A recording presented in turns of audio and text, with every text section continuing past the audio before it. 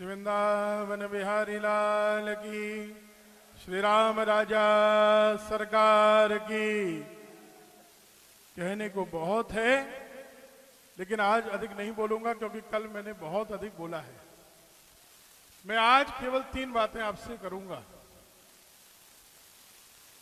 एक तो भैया मैंने आज जो आनंद लिया, मैं महाराज से कहता हूं मेरे जीवन का आज सर्वोत्तम दिन था, सर्वोत्तम दिवस था। जो अनुभूति मुझे हो रही थी वो आंखों के माध्यम से व्यक्त हो नहीं पा रही थी, लेकिन मेरे हृदय का कतरा कतरा और मेरा रोम रोम कह रहा था कि मैं स्वयं अनुभव करता हूं कि हम सबको जीवन भर के लिए पूज्य श्री बागेश्वर सरकार का ऋणी होना चाहिए।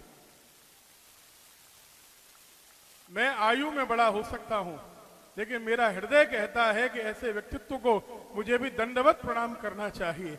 इनके चरणों में जो वेदना थी वो आज हम सब लोगों ने देखी होगी। किस प्रकार पैदल चलना, किस प्रकार जन जन को गले लगाना। अभी आपने देखा एक साधारण बच्चा है, इसकी जाति किसी को पता है कि नहीं है? बताइए, इस बच्चे की जाति किसी को पता है कि नहीं? हमने उससे पूछा नाम क्या है, उसने सूरज कुमार बताया। वो कुमार के आगे कुछ नहीं जानता। हम लोग सनातनी बन जाएं, हिंदू बन जाएं, जाति अपनी रोटी बेटी के संबंध के लिए हो, लेकिन हम सब लोग कुमार बनकर रहें तो कितना आनंद है। राह संघर्ष की जो चलता है वही दुनिया को बदलता है। जिसने रातों से लड़कर जीती हो जंग, दुनिया में बागेश्वर सरकार जैसा सूरज बनकर वही निकलता है। श्री बागेश्वर सरकार की। भैया ने आपको ब्रज यात्रा के लिए आमंत्रित कर ही लिया और शीघ्र ही हम लोग घोषणा श्रवण करेंगे। जैसी आप आज्ञा करेंगे, न्यास हर तरह आपके साथ है। सारे मंदिर, पूरे ब्रज के मंदिर, एक एक मंदिर आपके साथ कंधे से कंधा मिलाकर चलेगा। पूरी जिम्मेदारी ब्रज के मंदिरों की होगी इस बार।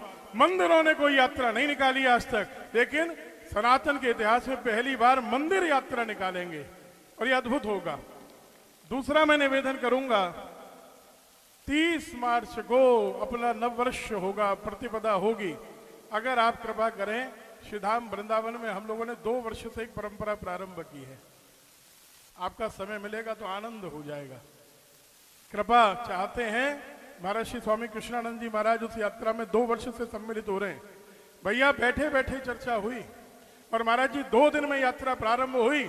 500 वर्ष के इतिहास में ब्रजमंडल में ऐसी यात्रा नहीं हुई है कि सारे ब्रज के मंदिर एक साथ, कोई आगे नहीं कोई पीछे नहीं, सारे प्रमुख मंदिर एक साथ निकलते हैं एक यात्रा में।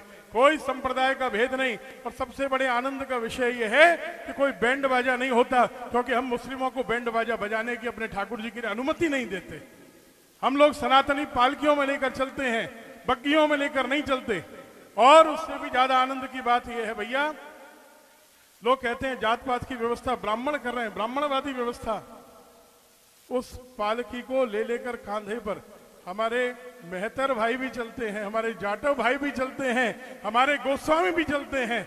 आप देखेंगे बिहारी जी की पालकी, राधा वल्लभ, श्री राधा रमण, अब सब ब्रज के देवालयों की पालकी को लेकर एक एक सफाई कर्मी भाई भी चलता है। जाति पाति का कोई भेदभाव वहां नहीं होता।